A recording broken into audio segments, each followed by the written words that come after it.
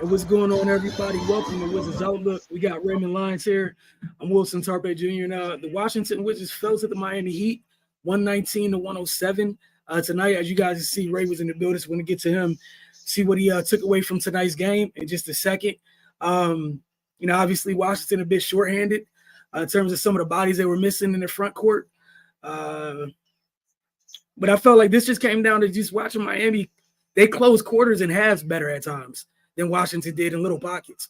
And it just cost them over the long run. I thought Washington got some really big minutes from their bench. I thought the bench stepped up tonight for some of those people that were missing. But again, a team that I think it was Drew Good in there, the broadcast was mentioning, like, this is low-key like Miami's time of year to kind of sort of start putting themselves together as a regular season kind of dwindles to a close. That's kind of when they start to kind of make their gradual push. But Ray, you were in the building. What did you think of tonight's game? Yeah, man, it was interesting.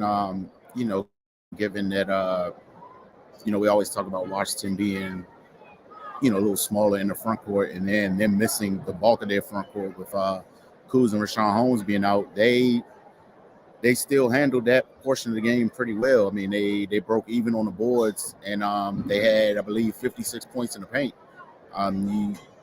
Given what they went into the game with, you see that, you kind of think that that would give them not the upper hand, but that put them in a better position to win. But those two middle quarters doomed them.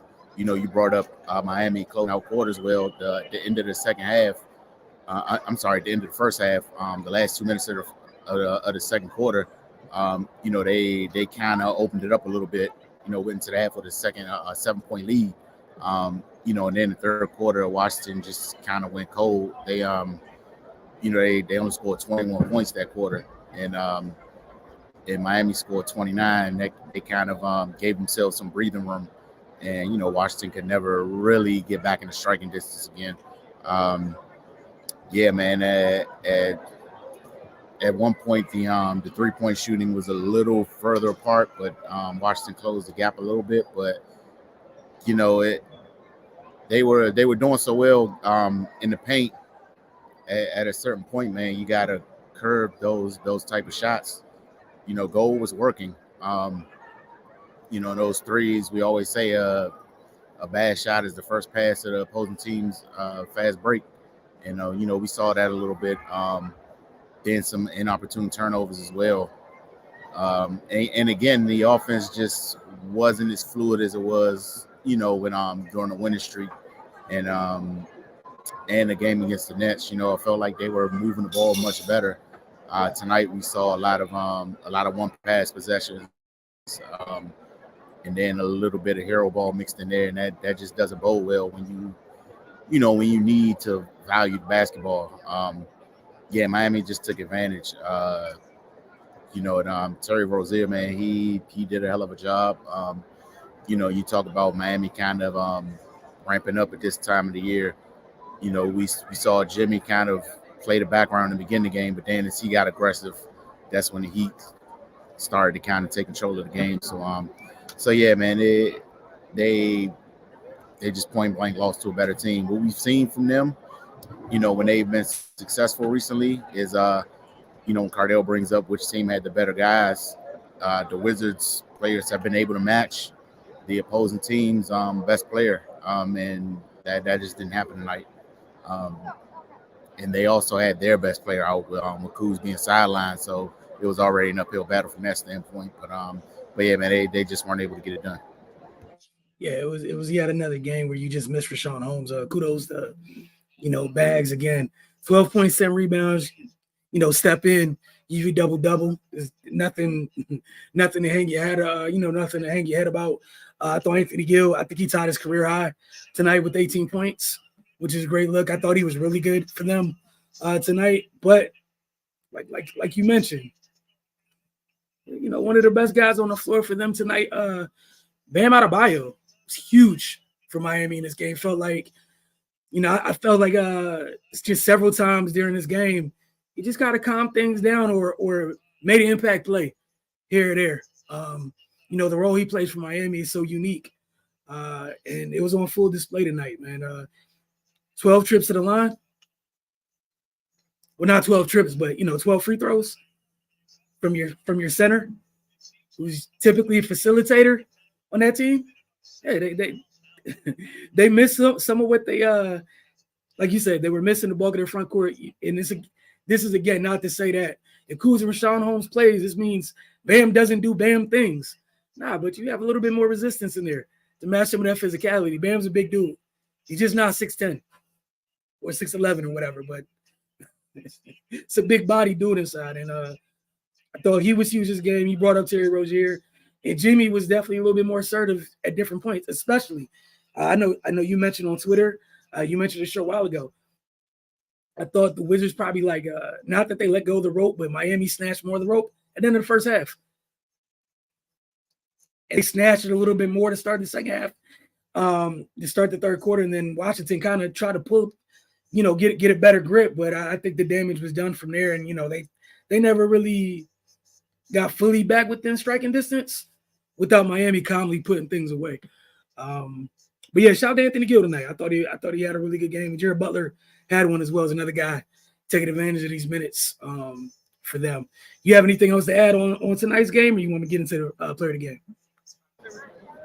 No, we can move on. All right. So who'd you have?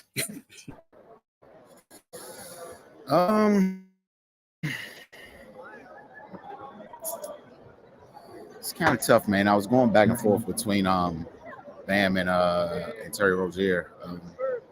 They both obviously had their handprints on his game. I guess I go Rozier, man. He really controlled the pace of the game, and that was a big part of how Miami was able to take advantage when the Wizards went cold offensively. He's ball in hand, but he puts pressure on guys. And, with his shooting ability, he can compromise the defense in a lot of ways, and I think, with him performing the way he did, it opened things up for other people. Yeah, I'm not mad at that at all. I just liked how efficient he was. He had 27, Poole had 22, but Terry was 11 and 19, 5 of 11 from deep, 4 steals on the block. Both teams had 4 to 5 starters in double figures, but Miami was just a little, as you said earlier, their best players did their job tonight. They were the best players, in fact, on the floor. And you look at that trio, just Rozier, Adebayo, Butler were everything tonight. And again, Rozier, he controlled the game. No turnovers tonight, 35 minutes, 27 points, 2 assists. And again, he's not asked to be a facilitator here, but 27 points, no turnovers. You got the ball a lot, 4 steals, 4 rebounds. You did your job, man. The guy you were guarding, 8 of 20, 4 turnovers. And again, it's not knocking Jordan or anything like that. Just why I'm agreeing with you with Rozier, this player of the game tonight. X Factor?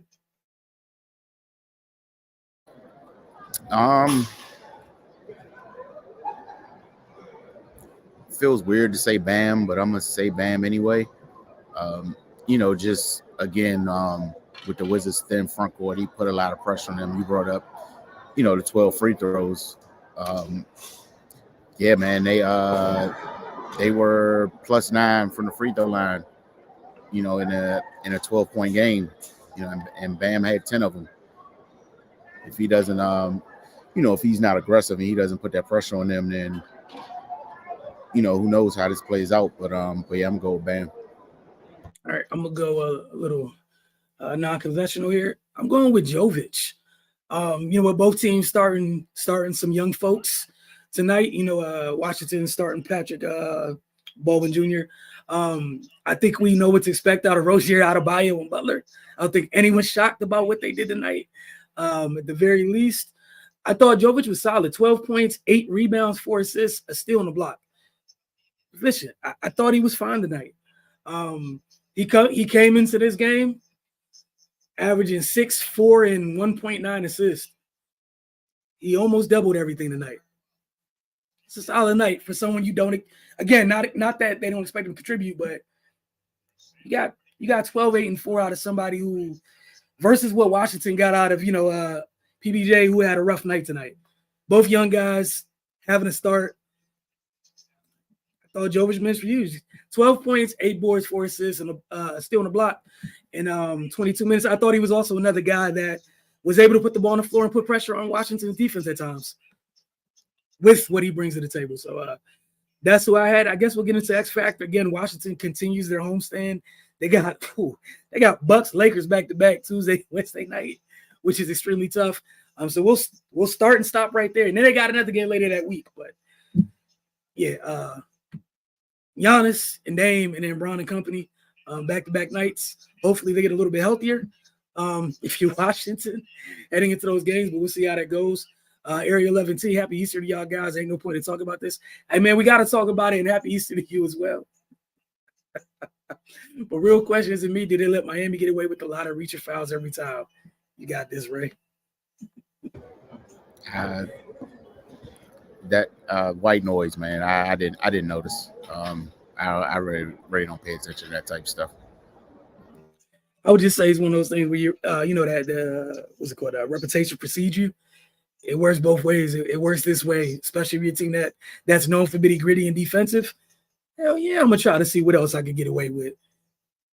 Like the benefit of the doubt for me is that's what I'm gonna do. What's the worst you do? Call a foul? You can't. Or what was it? Seattle with the Legion of Boom. You can't call everything. Everything can't be a flag. Hey man, it's not Miami's job to officiate it.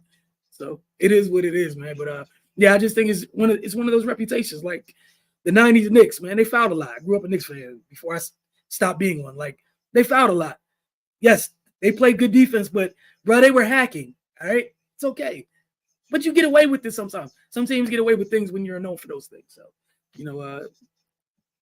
I'm not saying that's exactly what happened tonight, but look, man, it's Miami, man. They're gonna keep reaching. They're gonna keep reaching. They're gonna keep putting hands on people. It's gonna be physical. It's gonna be what it's gonna be. And yeah, sometimes they get burned, sometimes they don't. It's one of those things. The wonders of officiating. It's that simple. But for Ray and myself, y'all have a happy Easter. Appreciate y'all tuning in, man. And we will get at y'all literally in 48 hours after Giannis and Dame take on the Wizards on Tuesday night.